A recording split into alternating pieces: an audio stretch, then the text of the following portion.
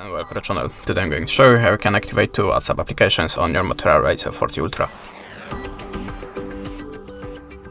So, if you need the second WhatsApp account with the separate contacts, numbers, message of course, for the work for example, I'm gonna show you the two methods for that. The first one, open the Play Store, then go to the search bar and look for the WhatsApp, but not for the normal WhatsApp app, look for the WhatsApp Business. Install that one, and by this quick way, I have two WhatsApp applications on one phone.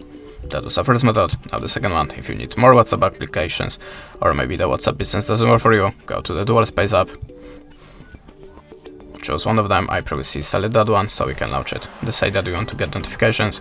If you're doing it for the WhatsApp, it could be helpful, but I don't need to. And click agree and continue the terms. Allow permissions, tap on the WhatsApp icon, and whole process starts automatically, and now we are creating the next WhatsApp account. Sorry, app.